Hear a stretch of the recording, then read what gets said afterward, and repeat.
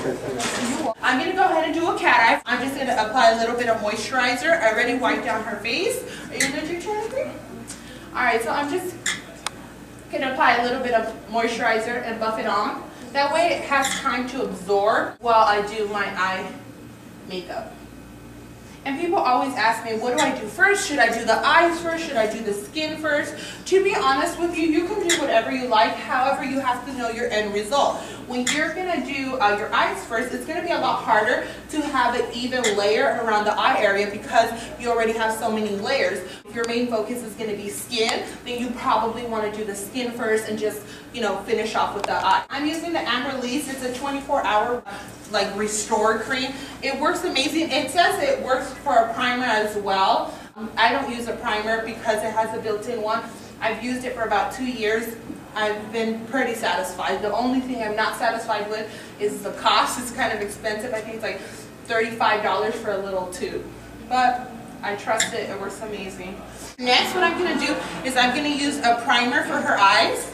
This is just going to work as a base so that way I have longevity on anything that I build on of that. Close your eyes. It's like a face primer. Basically, it's going to give me a smooth surface for me to build on and allow my product to last a lot longer. Application is just as important. Sometimes we put on the best product with the best brushes, but if we don't apply it correctly, it's not going to give you the result that you need. So applying pressure, applying it at the right spots is just as important. So as you can see, my main focus was the lid, and I kind of just buffed it up to her brow bone.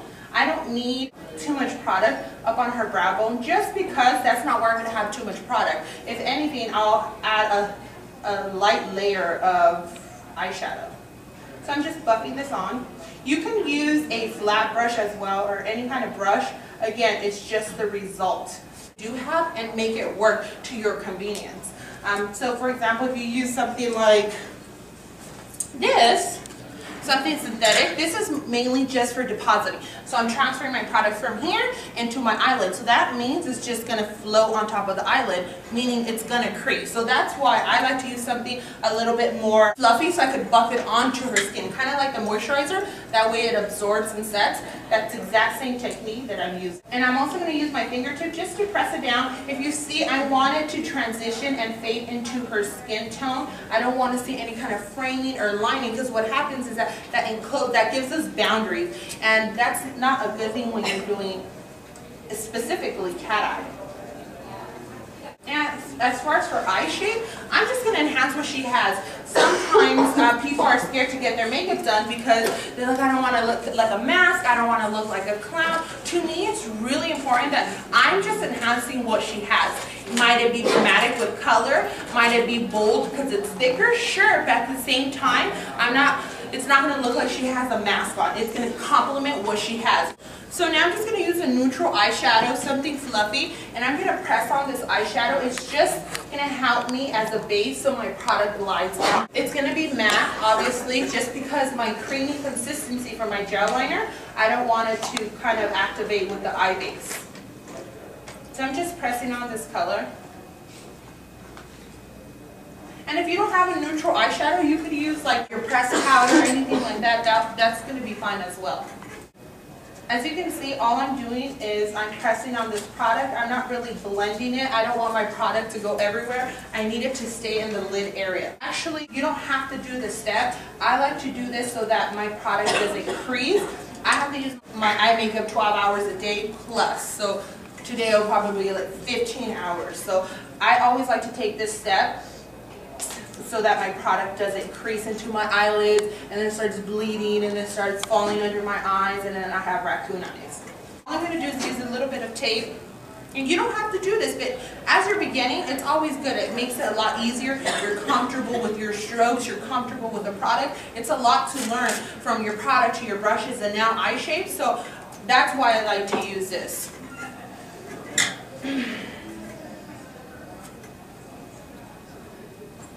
As you can see, I'm cupping the tape right underneath her natural lashes.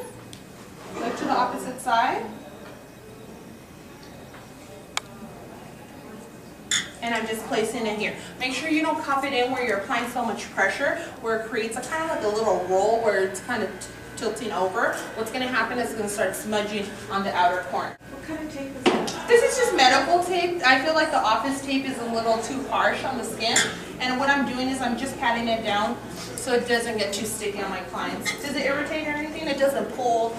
It's really, really flexible and soft.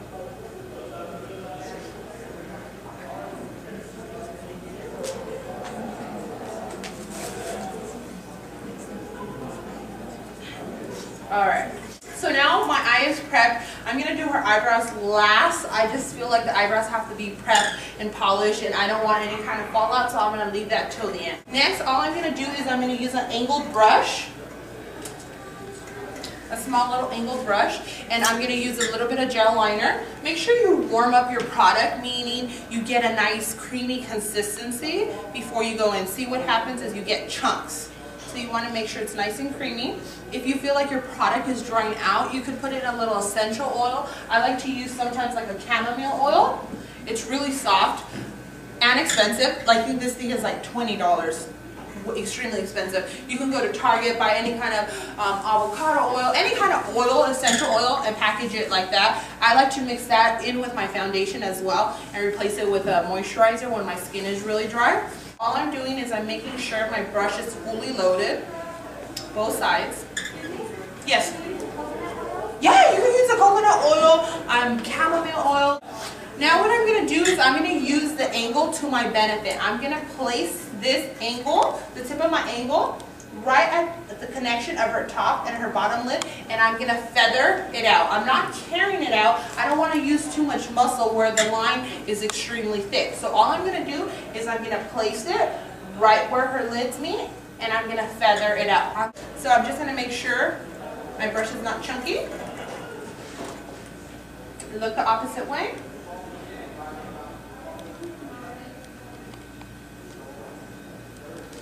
Close your eyes, and all I'm doing is I'm doing one stroke. That's all I'm doing. My guideline is going to be right around her crease bone. I don't want to pull it any longer than that unless you want an extreme look.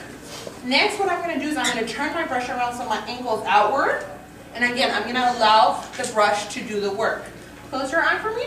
Halfway through this line here, I'm going to place my brush and I'm going to feather it directly to the middle of her lid.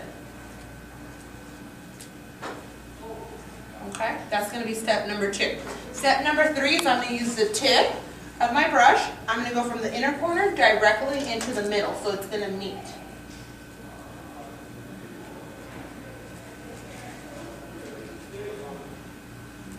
Just like that. I created my wing liner. Now I'm going to go ahead and shade it in. Make sure, most importantly, you don't try to carve it out with one entire stroke. What happens is when you turn your hand around, it's going to be entirely a different kind of liner. So all I'm going to do is shade this in and kind of even it out.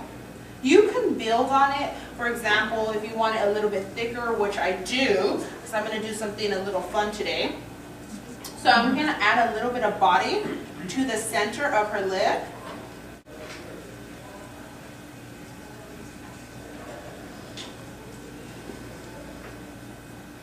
And as far as color choice, you can use any color. You can use plum, especially right now in the fall, you could use plums, blues, greens, anything deep. This is obviously my color of choice.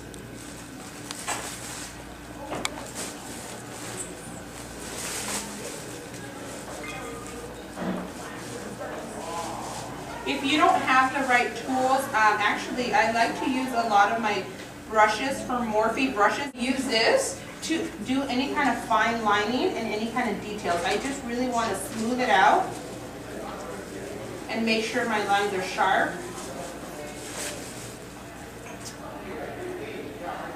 And I'm just doing small little strokes to even out that line.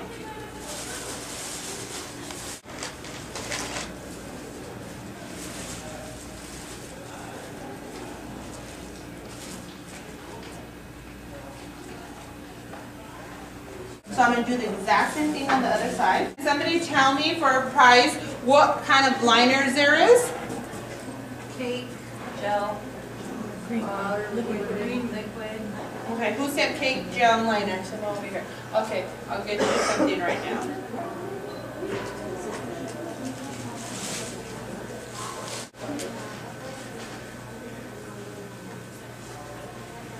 So on the same eye, I did the exact same thing. I did my four strokes. I'm going to go in with a small little angled brush for detailing. With the cat eye, our main focus is going to be the eyes. So when I start doing her foundation, I'm going to make sure I add a lot of highlight to bring more attention to the eye.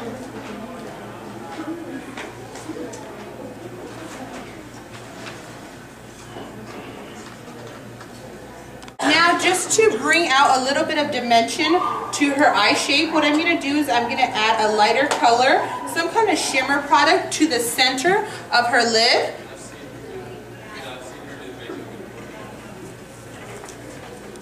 So what I'm going to do is right on the center, I'm going to add a little bit of highlight.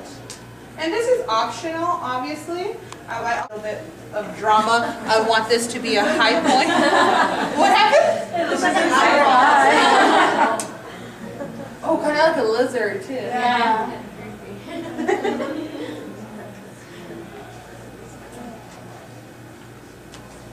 So it's creamy, so obviously, since it's going to be really easy for me to, for the loose pigment to sit. Did you skip? So I'm just going to set my cream liner with a little bit of shadow. And I'm just kind of blending both in. I want to make sure I don't use too much pressure around on the gel liner, because what's going to happen is the gel liner is going to start lifting and rolling. So if you have creamy eyelids or if you have textured eyelids, what you can do is lay down like a liquid liner or cake liner, put a little bit of gel liner on top if you like the intensity, and put eyeshadow on top so it doesn't move or doesn't crease. I have extremely heavy crease bone, so what happens, it kind of just hangs on my lid, so I always get the bleeding. So that's what I do. I like to do is use a little bit of liquid as my base, some gel liner, and then eyeshadow. So it's pretty basic. It's really basic. It's you as an artist to be creative and do, you know, think outside the box. Different colors. You could add a different shade. You could make it thicker.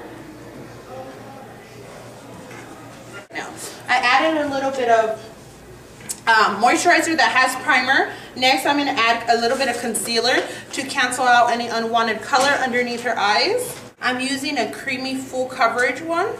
I like to use something that has a yellow undertone. Yellow cancels out purple, so it's easy. It does two things at once. It brightens and it cancels the color out. As you can see, I'm just laying it down. We don't have elasticity on our skin, on our face, so I want to make sure I'm just patting down this product.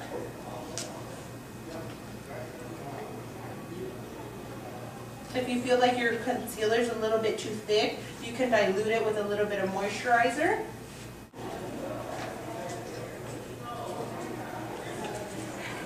Next, I'm going to add a little bit of foundation.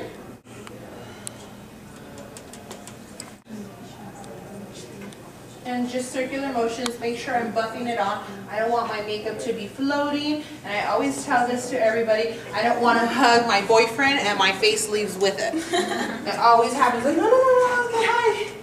It's like, oh, my makeup won't fall off, or slide off, or glide off. So this alone will allow your makeup to last that much longer. So those of you that think like, oh, I bought a long-lasting foundation and it falls off, it's probably the application. Buff out the extra product that I have onto my ears, my neck, and my hairline. I don't want to create a mess. As soon as we take a picture, we see that little frame. It's horrible. Next, what I'm going to do is I'm going to use a highlight and contour technique. Basically, I'm using light and dark to basically bring out her high points and sculpt out her face. So I'm going to use 2 shades darker to sculpt her face, and I'm going to use 2 shades lighter to bring out her features, such as her chin and her cheekbone. So I'm just using a flat brush that allows me to glide this product on. This is a sculpting cream, and like I said, it's 2 to 3 shades darker. The more contrast there is, the more dramatic your look is going to be. So I'm just carving out her cheekbones, shaping her face into an oval shape. I'm using my fingertip just to press it on and glide it and just make sure it sits and absorbs. See how you see her features getting sculpted a little bit? And now I'm gonna make her other features pop by using a lighter color. I choose to do this technique with cream products. You can do your highlighting contour with powder products, but powder is going to show the texture on your skin. So if you have dry skin, textured skin, you probably want to use cream products.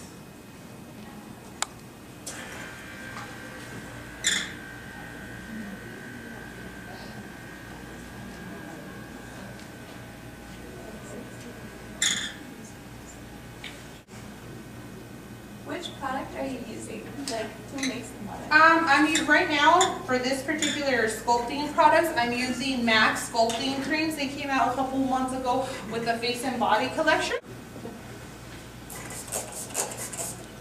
Next, I'm just going to use a blending sponge to allow me to blend. What I like about the sponge, it blends without picking up product.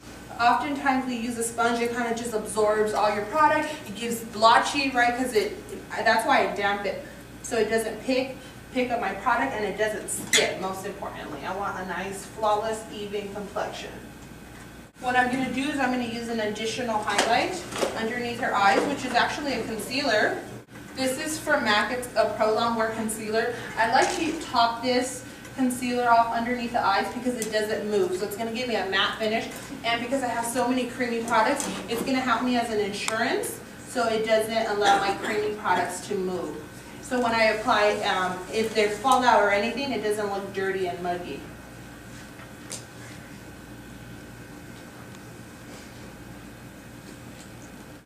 And just to set it in, I'm going to use my little sponge. This is a beauty blender.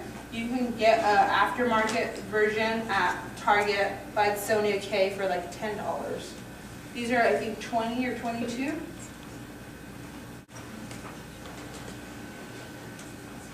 I'm going to allow that to set for about a couple minutes while I do her eyebrows. I don't want to pack on powder right away just because it needs time to dry. If I pack on powder, I'm going to get the cakey effect. Kind of like when you mix your cake batter with milk, it gets chunky. I don't want that texture on her skin. So I'm just going to let it dry, no problem, and I'm going to focus on her brows.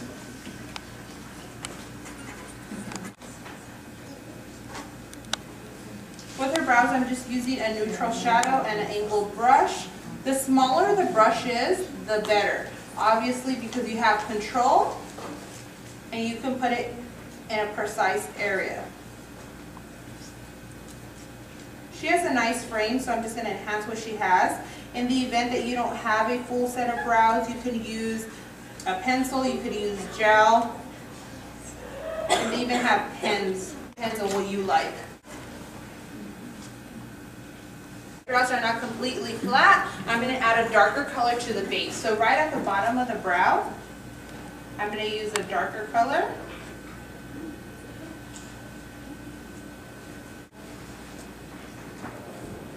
Now my face is ready to be set. All I'm going to do is use a little bit of a translucent powder. My main focus is going to be underneath her eyes. The reason being is I don't want it to crease. So all I'm doing is I'm using a tight bristled brush and depositing a translucent powder. Visible, so it will be a little bit light, but once it oxidizes, it'll blend right into her skin. You can use a regular compact powder, maybe like some of you use like this is a Studio Fix from MAC. What this is a powder and a cream foundation in one. So it's extremely heavy on the skin, especially on the eye area. I don't like to use it. I rely on my products for coverage. Well, we turn to this is for coverage, right? Because we like the finish that it does. But what happens is it's going to weigh down your skin, it's going to show the texture, and it dries it up. It's kind of like within a time period after you start taking off your makeup, what happens is like, oh, my features are changing, I don't look the same anymore, I have to wear makeup all the time. That's what that does to you. So if you rely on your products, your creamy products, for coverage, all you need is a little bit of powder to set it, meaning it doesn't go anywhere. Full coverage with my cream products.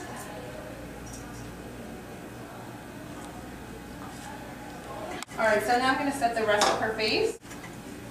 Close your eyes. And I'm only going to set her T-zone area. I don't want to powder down her entire face, make it look matte and dry, so I'm only going to do her T-zone area, so I have a combination.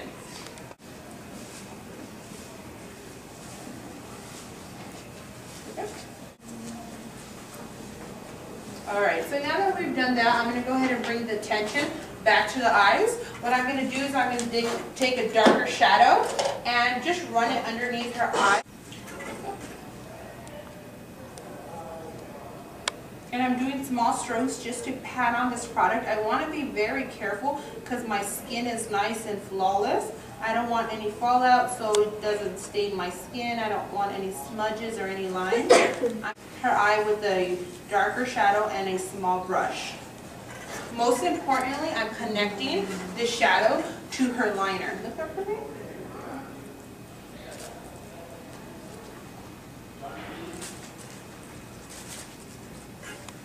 So make sure you do small strokes. Look up, pat it down first.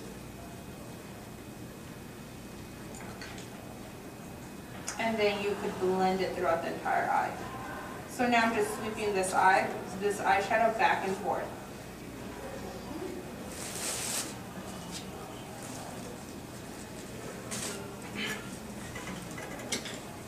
I'm going to go back to my angled brush and I'm going to get a little bit of gel liner.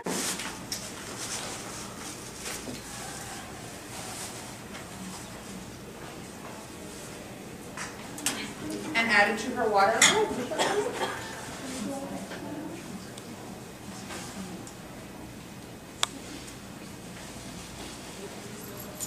Now what I'm going to do is I'm going to take my brush and I'm going to go right from underneath her natural lash line. Look up for me. And I'm going to connect it to the top of her liner.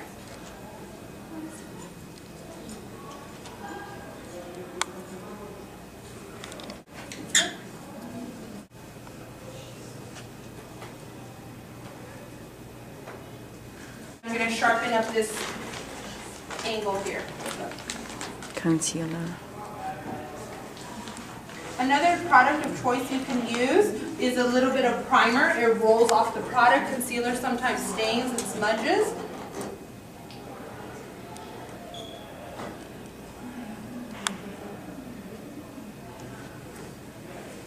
I'm going to pop on some lashes. I'm going to go ahead and let this dry for about 20 seconds. I just want my glue to be a little sticky so that way when I transfer it onto her eyelid it doesn't move around. Yes. So is the white just going to stay on top or are you going to? Yes, it's a highlight. It's a highlight point, so I wanted to create dimension there.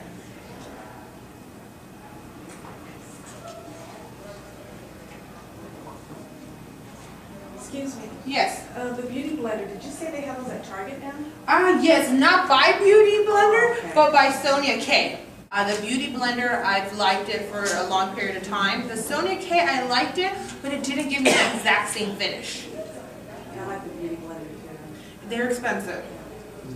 They're extremely expensive. $1 for a sponge is a little pricey. And you have to buy the shampoo with it too, which is like $20 as well.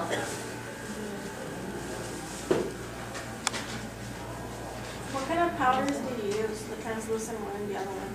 I use the Ben Nye one. It's really inexpensive.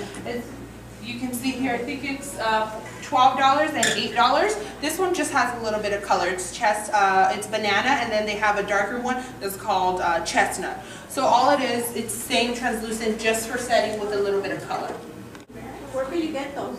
You can get those Maybes, Nigel's, or Friends, or online. I'm going to go ahead and blend in this darker shadow.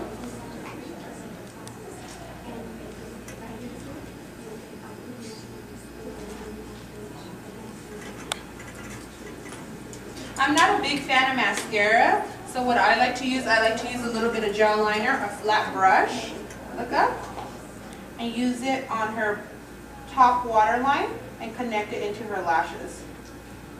I just feel like sometimes mascara, we can still see the difference. I just like to use a little bit of gel liner. It's a little bit more creamy and it sticks together.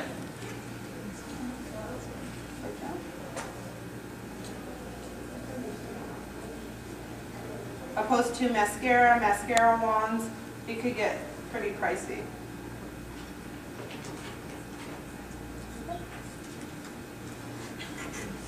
I'm going to chisel her face a little bit.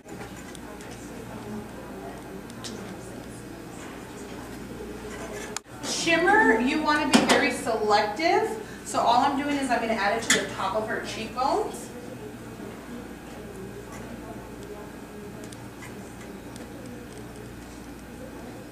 I like to use this little fan brush. It's like $7 right there with Morphe brushes.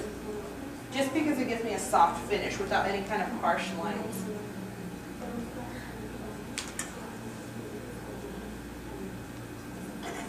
I have a little bit of fallout on her crease. Close your eyes, so I'm just going to get a little bit of powder.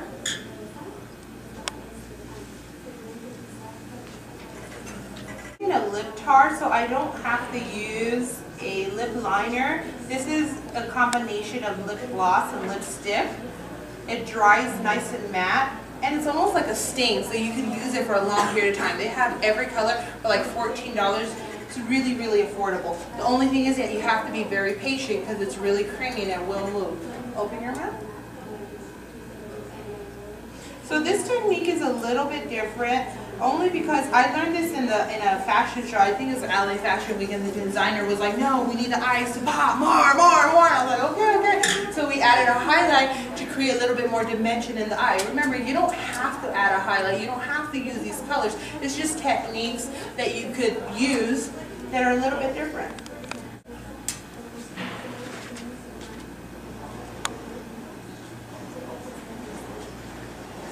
I'm obsessed with this color. It's called Vintage from the Lip Tars. And what I think I have it on today as well, that I added a little bit of black. So it's more like a cherry black for the fall. You could add a lighter color and make it a little bit more vibrant and purple.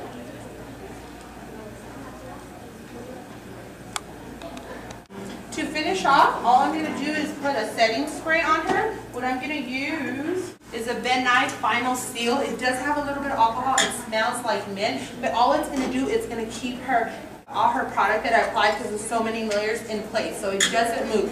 Some people like to use, this is a MAC Fix Plus spray. However, what happens is it creates it to be a little bit more dewy, so it's going to move. But when I'm using creamy products, it's not my best choice. It smells good, right? There you go. Any questions? Yes. You're welcome. Oh my gosh, look at her. So close.